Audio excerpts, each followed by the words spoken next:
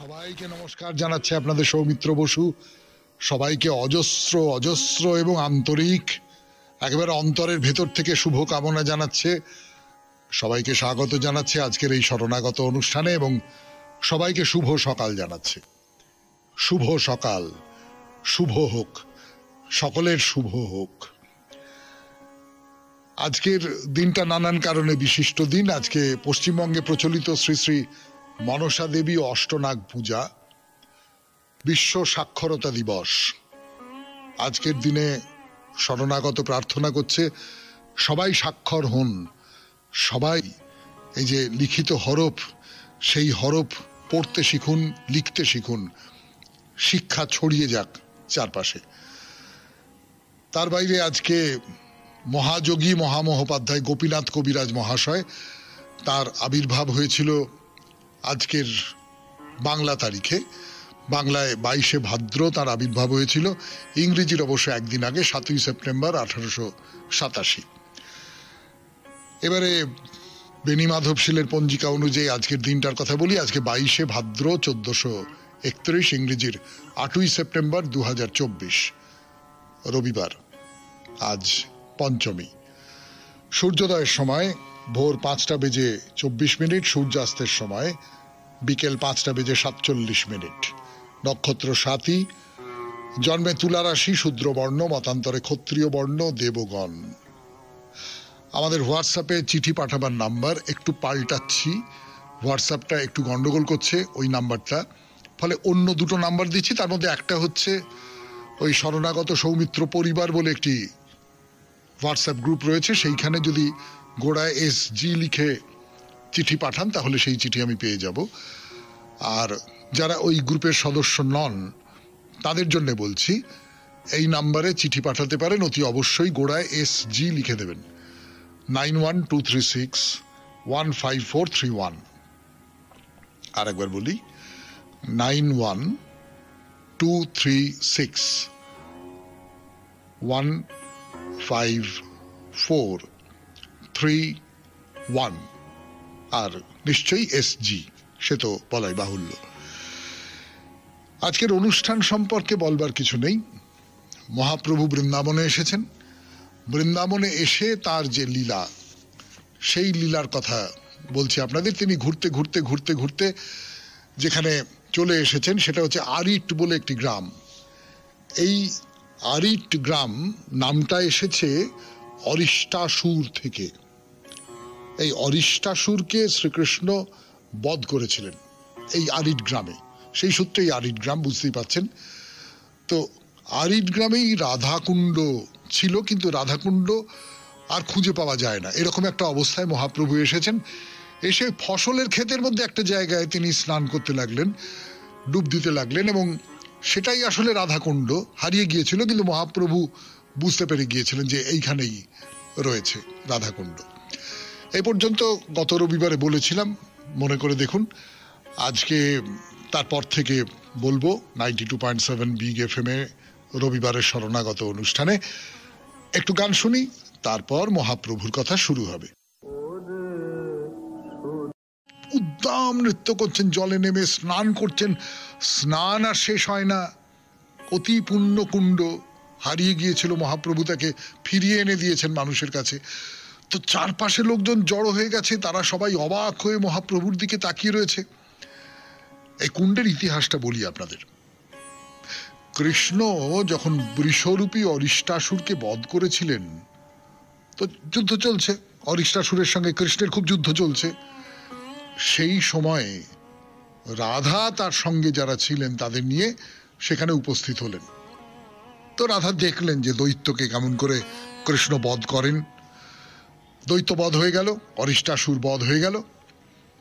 তখন কৃষ্ণ রাধার কাছে চলে এলেন রাধাকে স্পর্শ করবার জন্য।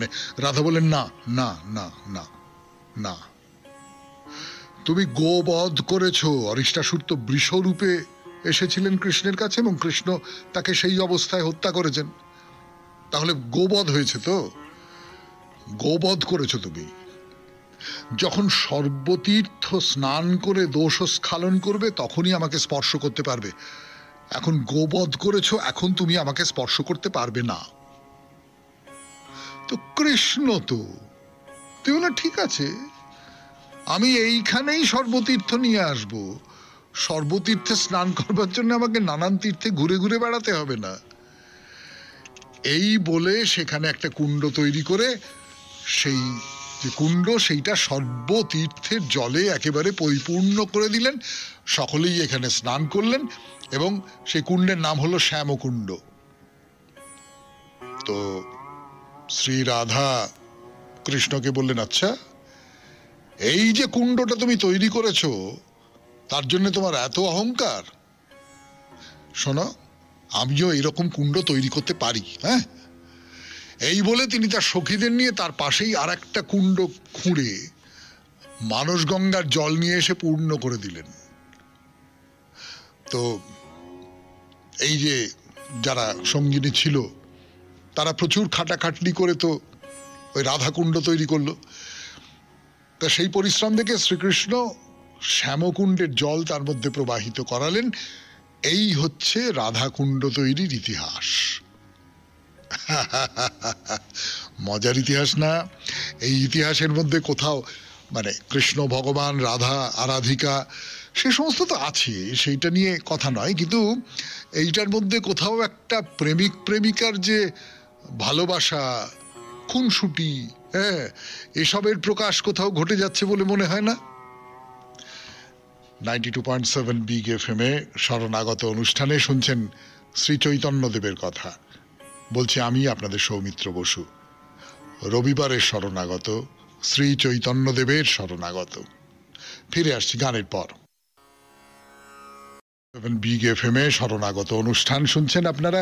রবিবারের শরণাগত শ্রী চৈতন্যদেবের কথা শুনছেন। শ্রী চৈতন্যদেব এখন বৃন্দাবনে এসেছেন। তিনি রাধাকুণ্ড আবিষ্কার করেছেন এবং সেই রাধাকুণ্ড আবিষ্কার করবার সূত্র ধরে আপনাদের বলছি যে এই রাধাকুণ্ডের ইতিহাস। এবং আপনারা বুঝতেই পাচ্ছেন যে রাধা যে কুণ্ড খনন করেছিলেন তার সঙ্গিনীদের নিয়ে, যার নাম রাধাকুণ্ড, সেটা কৃষ্ণেরও খুব প্রিয়। এবং শ্যামকুণ্ডের যে সর্বতীর্থের জল, সেই জলটা কৃষ্ণ এই রাধাকুণ্ডের মধ্যেও দিয়ে দিলেন। ফলে রাধাকুণ্ডও খুব পবিত্র এবং তার মধ্যে সর্বতীর্থের জল মিশে আছে। চৈতন্যদেব সেইখানে স্নান করছেন। এই কার্তিকের কৃষ্ণাষ্টমীতে শ্রীকৃষ্ণ শ্রী রাধা এবং সখীদের নিয়ে রাধাকুণ্ডে জলক্রীড়া করেছিলেন এবং এই রাধাকুণ্ডের তীরে শারদ রাসলীলা অনুষ্ঠিত হয়েছিল। শ্রী চৈতন্যদেব এবং স্বরূপ দামোদর যখন অপ্রকট হলেন, তখন তাদের খুব প্রিয় পার্ষদ, আপনারা সকলেই তার নাম জানেন, রঘুনাথ দাস। সেই রঘুনাথ দাস গোস্বামী বৃন্দাবনে এসে এই রাধাকুণ্ডের তীরে একটা কুটির তৈরি করে এইখানে থেকে 50 বছর ধরে সাধন ভজন করেছিলেন। এবং কৃষ্ণদাস কবিরাজ চৈতন্য চরিতামৃত, যার রচনা, চৈতন্যের জীবনী হিসেবে যাকে শ্রেষ্ঠ গ্রন্থ বলে মনে করা হয়। অন্য যারা চৈতন্য জীবনী লিখেছেন তারা কেবলমাত্র চৈতন্যদেবের জীবন কথা বলেছেন মোটের ওপর, কিন্তু এই শ্রীকৃষ্ণদাস কবিরাজ তিনি শুধুমাত্র চৈতন্যদেবের জীবনের কথা বলছেন তাই নয়, চৈতন্যদেবের যে আদর্শ, চৈতন্যদেবের যে ধর্ম, তার যে বৈষ্ণব ধর্মের যে দর্শন, সেই দর্শনের কথাও বলেছেন। একটা অমূল্য গ্রন্থ, বাংলা সাহিত্যের একটা অমূল্য গ্রন্থ। তো সেই কৃষ্ণদাস কবিরাজ দীর্ঘদিন ধরে ওই রঘুনাথ দাস ও গোস্বামীর কাছে থেকে তার সেবা করেছিলেন এবং সেই ভজন কুটির কিন্তু এখনো আছে, এখনো পর্যন্ত সেই ভজন কুটির থেকে গেছে। শুনছেন বৃন্দাবনের কথা। চৈতন্যদেব বৃন্দাবনে এসেছেন, বৃন্দাবনে কৃষ্ণের নানান লীলার কথা, তার সূত্রে আরো নানান কথা বলছি আমি, আপনাদের সৌমিত্র বসু। ফিরে আসছি, একটু গান শুনে নিই। 92.7 বিগ FM এ রবিবারের শরণাগত। আমি আছি আপনাদের সঙ্গে, আপনাদের সৌমিত্র বসু। কৃষ্ণের কথা বলছিলাম, তারপরে শ্রী চৈতন্যদেবের কথা বলছিলাম, এই রাধাকুণ্ডকে নিয়ে নানান রকম সব কথা শোনাচ্ছিলাম আপনাদের এই 92.7 বিগ FM এ শরণাগত অনুষ্ঠানে। এবার বলি স্বামী বিবেকানন্দের কথা। স্বামী বিবেকানন্দ তো পরিব্রাজক হয়েছিলেন, নানান জায়গায় ঘুরে ঘুরে ঘুরে ঘুরে বেরিয়েছেন। তো তিনি বৃন্দাবন দর্শন করতে এসেছিলেন।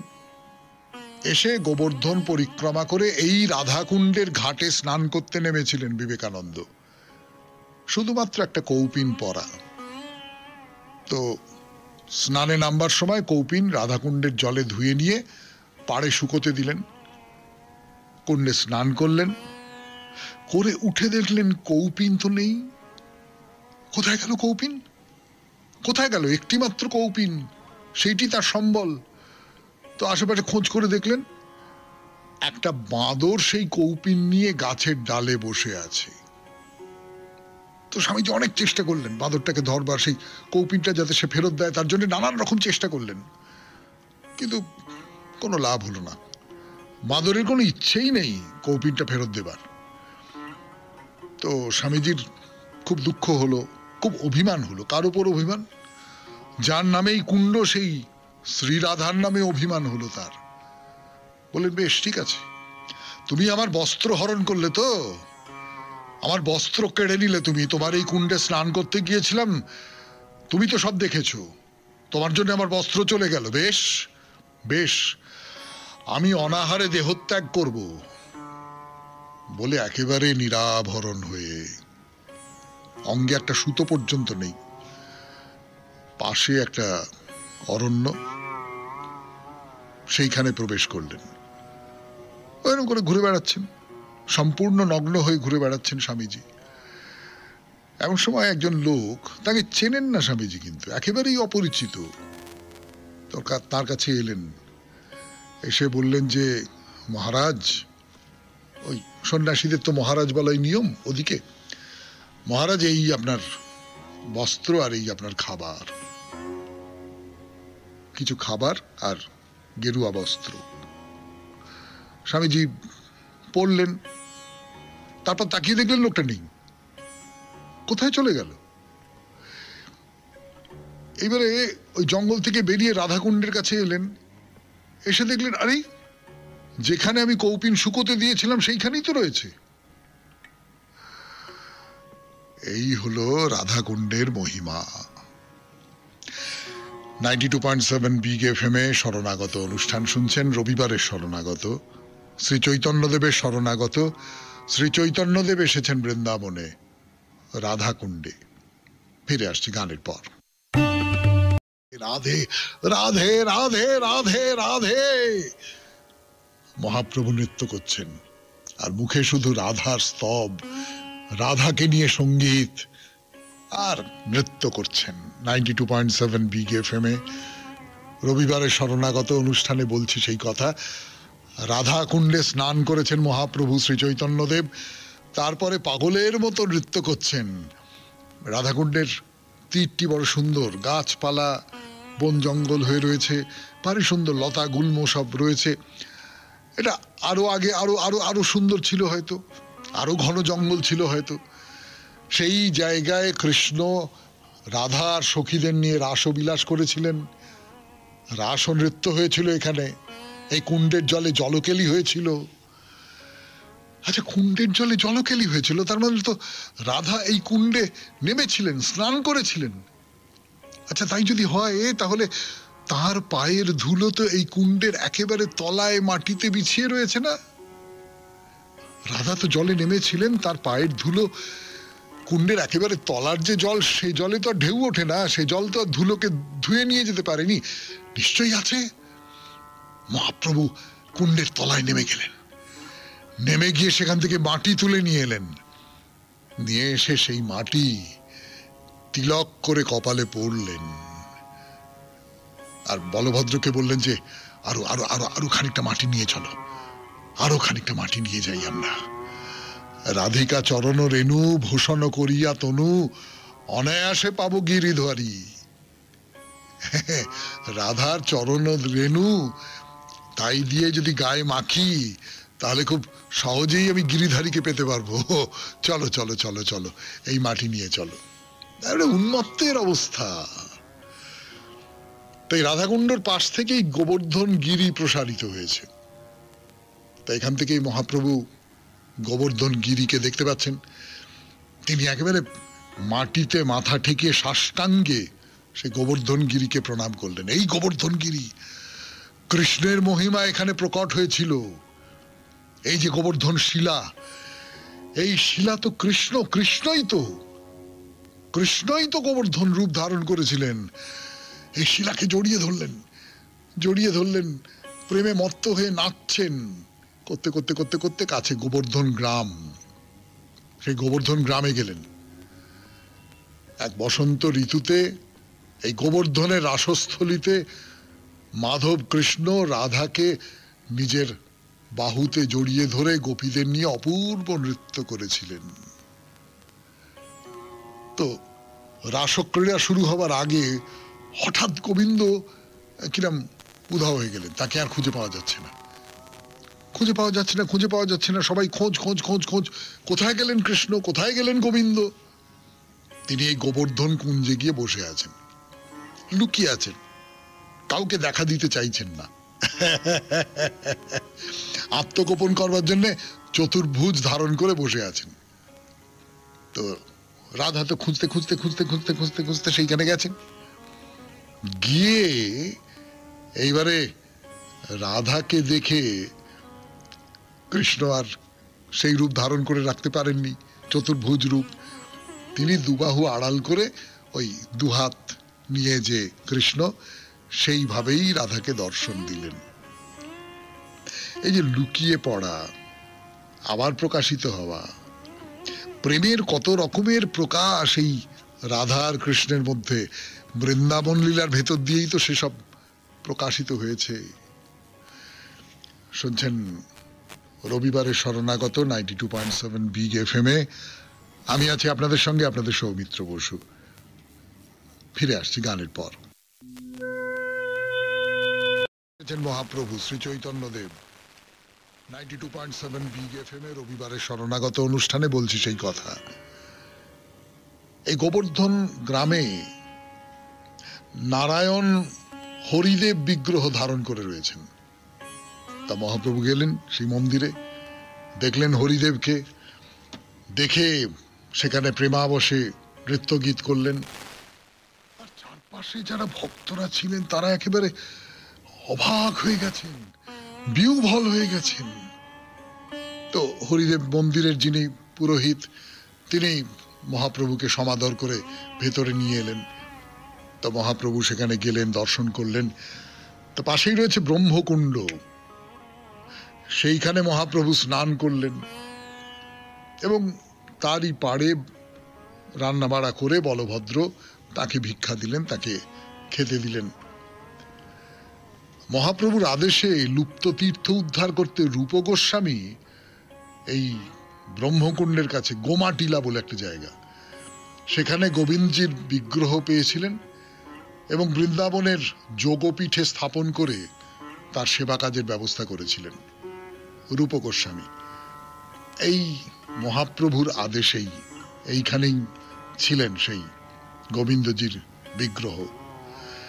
এই গোবিন্দ দেবী মদন মোহন এবং তার যে অধিষ্ঠান ক্ষেত্র, সেটা মহাযোগপীঠ নামে বিখ্যাত হয়ে উঠেছিল। তো যাই হোক, মহাপ্রভু থাকবেন কোথায়? তিনি বললেন, আমি এই হরিদেব মন্দিরেই থাকব। হরিদেব মন্দিরে সারাদিন কেটে গেল, রাত্রি হলো।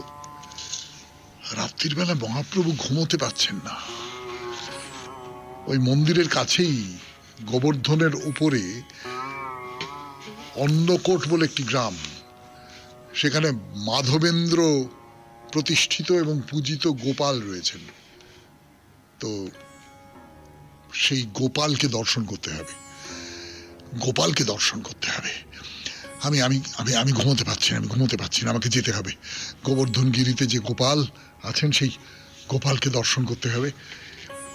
তো এই যে অন্নকূট গ্রাম, এই অন্নকূট গ্রামেও ব্রজগোপ গোপীরা কৃষ্ণের নানান রকমের সমস্ত লীলাবিলাস দেখেছিলেন। কিন্তু কিভাবে তার দর্শন পাওয়া যায়? দর্শন নিতে গেলে তো পাহাড়ে চড়তে হবে। কিন্তু পাহাড়ে চড়তে অসুবিধে আছে। অসুবিধাটা এই যে গোবর্ধন তো আসলে কৃষ্ণ। মহাপ্রভু তাই মনে করেন যে গোবর্ধনই হচ্ছেন সশরীরে কৃষ্ণ।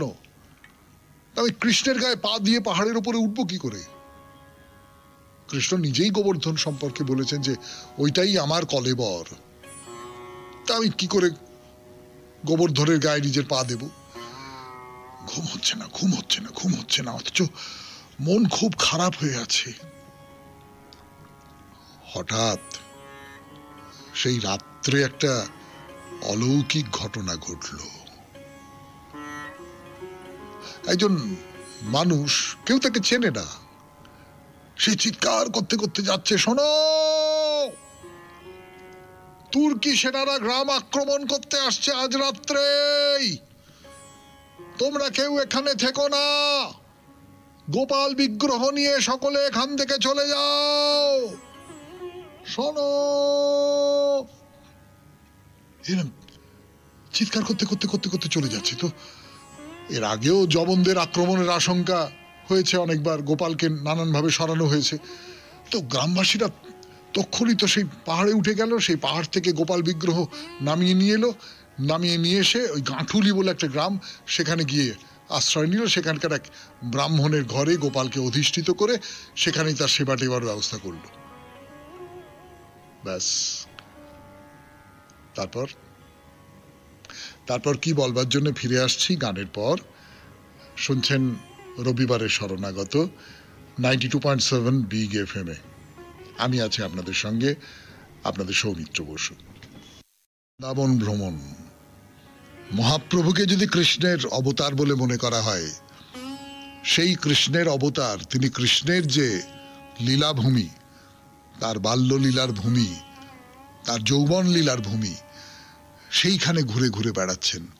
তার নানান সমস্ত পৌরাণিক ঐতিহাসিক যে নিদর্শন, সেইগুলো দেখছেন, সেগুলোকে সমস্ত অঙ্গের মধ্যে দিয়ে নিজের হৃদয়ের ভেতরে তিনি তাদের সঞ্চারিত করে নিতে চাইছেন। তো পরদিন খুব ভোরবেলা উঠে মানস গঙ্গায় মহাপ্রভু স্নান করতে গেছেন। এই যে গোবর্ধন, তার পাশেই মানস গঙ্গা সরোবর। তো সেখানে শ্রীকৃষ্ণ নৌকো বিহার করতেন।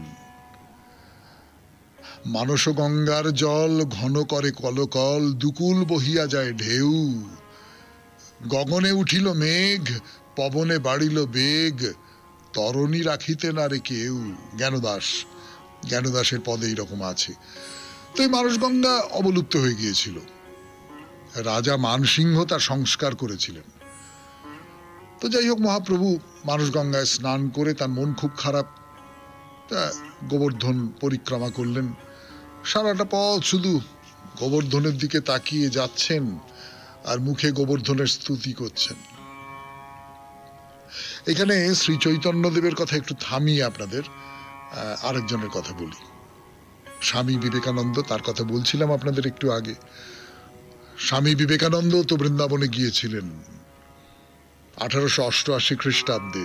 সে কত বছর পরে, তখন তিনিও গোবর্ধন পরিক্রমায় বেরিয়েছিলেন। তার গল্পটা শোনাই আপনাদের।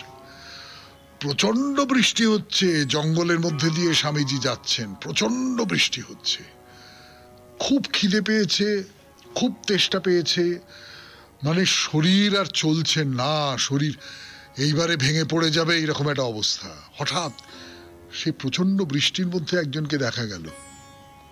সে স্বামীজির কাছে এলো, এসে তার হাতে খানিকটা খাদ্য এবং জল টল ইত্যাদি তুলে দিয়ে মনের মধ্যে অদৃশ্য হয়ে গেল। তো স্বামীজি অবাক হয়ে তাকিয়ে আছেন, এবং তাকিয়ে থাকতে থাকতে তার মনে হলো, গোবর্ধন, তুমি একজনকে পাঠিয়ে দিলে আমার প্রাণ রক্ষা করবার জন্য, তুমি একজনকে পাঠিয়ে দিলে গোবর্ধন, তুমিই তো কৃষ্ণ, তুমিই তো কৃষ্ণ।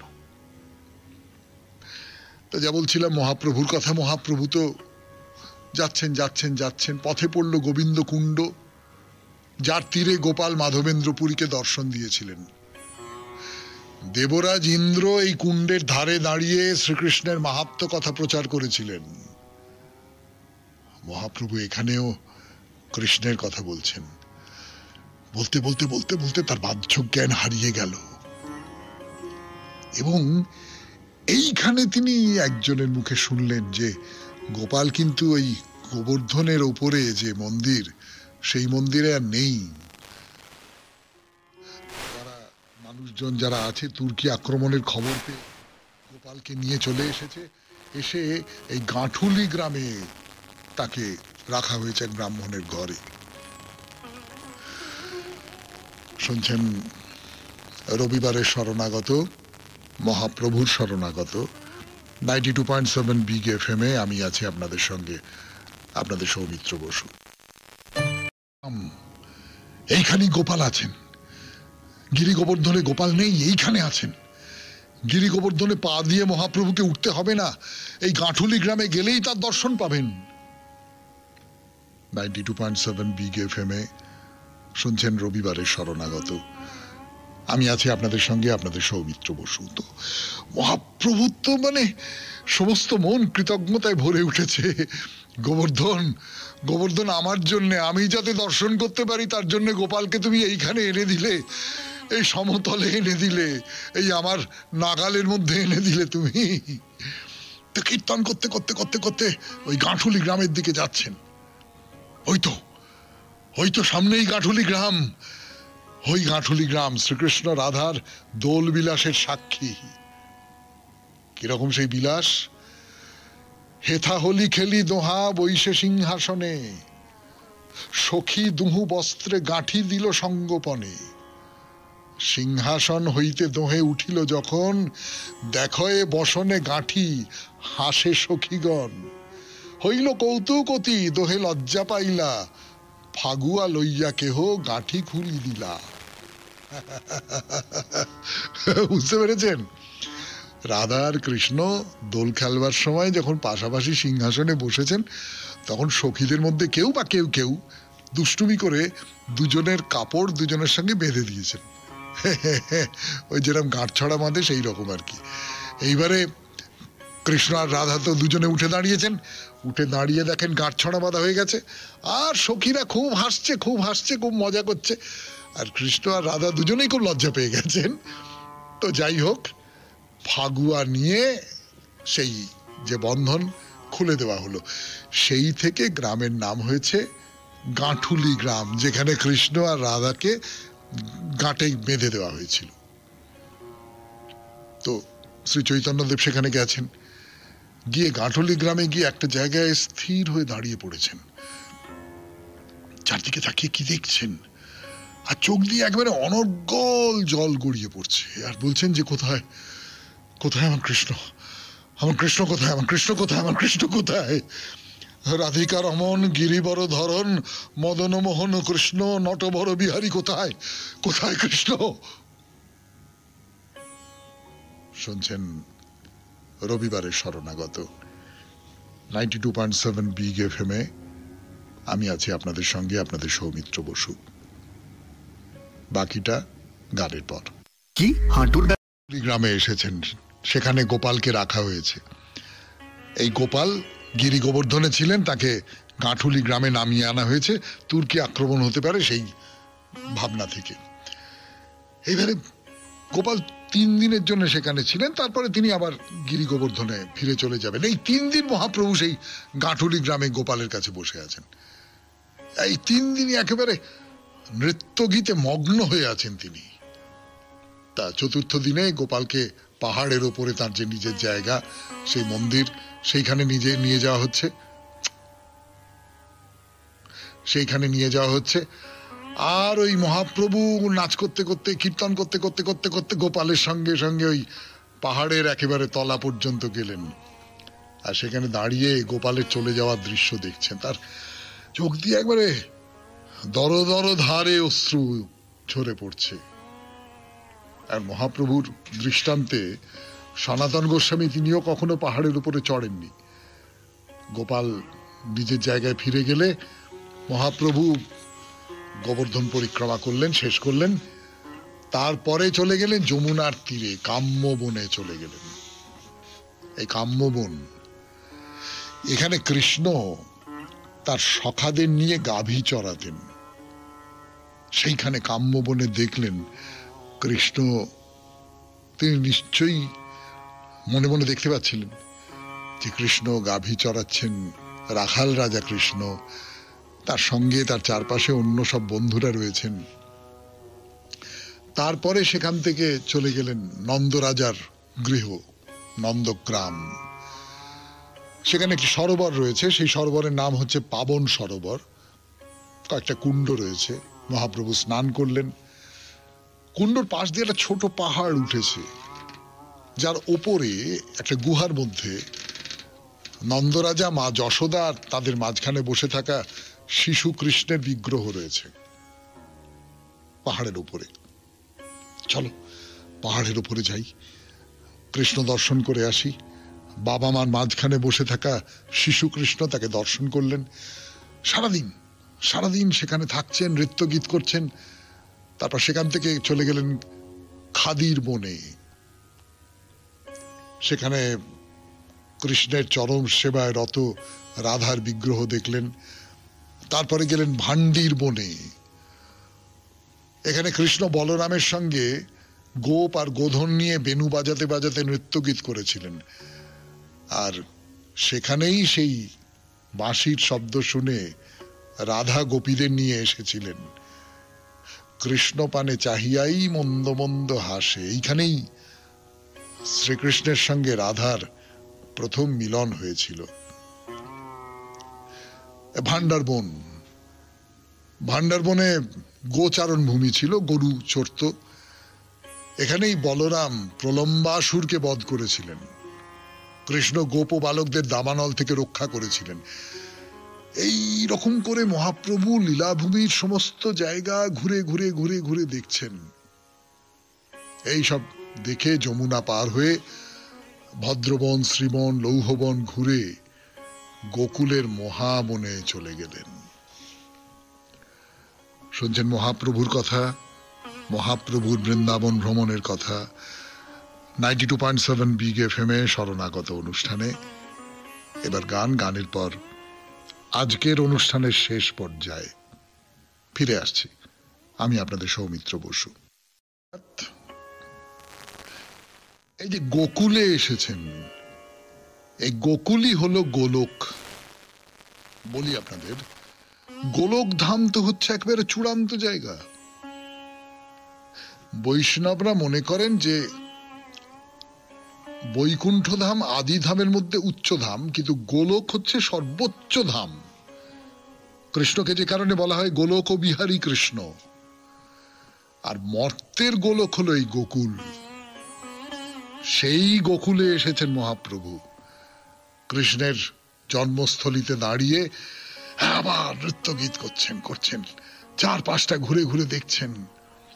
তিনি দেখলেন যমলার্জুন বৃক্ষস্থল, যেখানে শাপভ্রষ্ট হয়ে কুবের যমজ দুই ভাই অর্জুন বৃক্ষ হয়েছিলেন, আর কৃষ্ণ তাদের উদ্ধার করেছিলেন। এইবারে তিনি আবার ব্রাহ্মণের গৃহে ফিরে এসেছেন।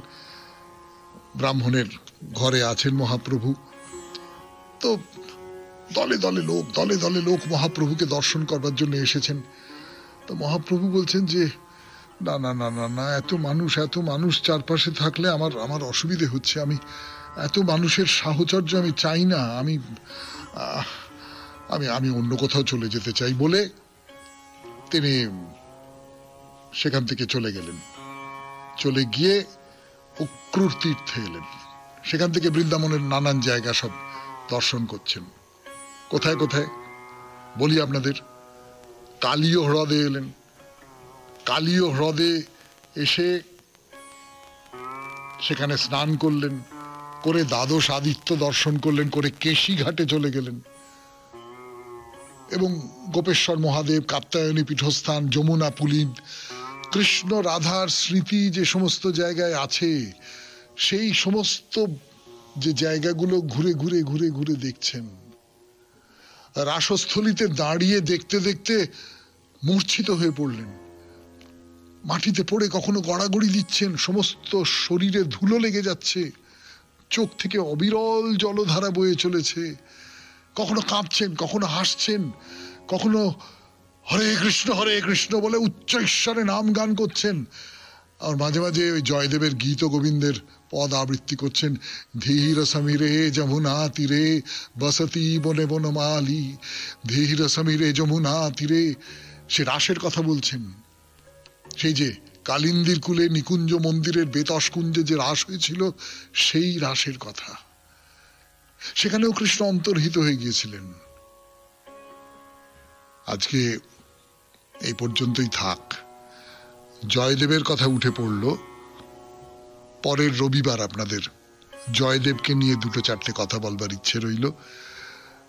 আজকের মতো শরণাগত তাহলে এই পর্যন্ত। আমাদের হোয়াটসঅ্যাপে চিঠি পাঠাবার নাম্বার যেটা ছিল সেটা আপাতত আমরা অন্য নম্বর দিচ্ছি। একটা তো আপনাদের বলেছি যে শরণাগত সৌমিত্র পরিবার বলে একটি হোয়াটসঅ্যাপ গ্রুপ আছে, সেই হোয়াটসঅ্যাপ গ্রুপে চিঠি পাঠাতে পারেন SG গোড়ায় লিখে। আর একটা নম্বর দিচ্ছি 9123615431, এই নাম্বারে আপনার চিঠি পাঠাতে পারেন, কিন্তু ওই SG যেন লেখা থাকে। তাহলে খুব ভালো থাকবেন, আনন্দে থাকবেন। নমস্কার। সবাইকে নমস্কার জানাচ্ছে আপনাদের সৌমিত্র বসু। সবাইকে অজস্র অজস্র এবং আন্তরিক, একেবারে অন্তরের ভেতর থেকে শুভ কামনা জানাচ্ছে। সবাইকে স্বাগত জানাচ্ছে আজকের এই শরণাগত অনুষ্ঠানে এবং সবাইকে শুভ সকাল জানাচ্ছে। শুভ সকাল, শুভ হোক, সকলের শুভ হোক। আজকের দিনটা নানান কারণে বিশিষ্ট দিন। আজকে পশ্চিমবঙ্গে প্রচলিত শ্রী শ্রী মনসা দেবী অষ্টনাগ পূজা, বিশ্ব সাক্ষরতা দিবস। আজকের দিনে শরণাগত প্রার্থনা করছে সবাই সাক্ষর হন, সবাই এই যে লিখিত হরফ, সেই হরফ পড়তে শিখুন, লিখতে শিখুন, শিক্ষা ছড়িয়ে যাক চারপাশে।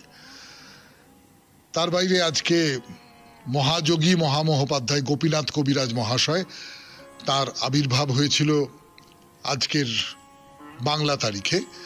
বাংলায় 22শে ভাদ্র তার আবির্ভাব হয়েছিল, ইংরেজির অবশ্য একদিন আগে 7ই সেপ্টেম্বর 1887। এবারে বেণীমাধব শীলের পঞ্জিকা অনুযায়ী আজকের দিনটার কথা বলি। আজকে 22শে ভাদ্র 1431, ইংরেজির 8ই সেপ্টেম্বর 2024, রবিবার। আজ পঞ্চমী। সূর্যোদয়ের সময় ভোর 5:24, সূর্যাস্তের সময় বিকেল 5:47। নক্ষত্র স্বাতী, জন্মে তুলা রাশি, শূদ্র বর্ণ, মতান্তরে ক্ষত্রিয় বর্ণ, দেবগণ। আমাদের হোয়াটসঅ্যাপে চিঠি পাঠাবার নাম্বার একটু পাল্টাচ্ছি, হোয়াটসঅ্যাপটা একটু গন্ডগোল করছে ওই নাম্বারটা, ফলে অন্য দুটো নাম্বার দিচ্ছি। তার মধ্যে একটা হচ্ছে ওই শরণাগত সৌমিত্র পরিবার বলে একটি হোয়াটসঅ্যাপ গ্রুপ রয়েছে, সেইখানে যদি গোড়ায় SG লিখে চিঠি পাঠান তাহলে সেই চিঠি আমি পেয়ে যাব। আর যারা ওই গ্রুপের সদস্য নন তাদের জন্য বলছি, এই নাম্বারে চিঠি পাঠাতে পারেন।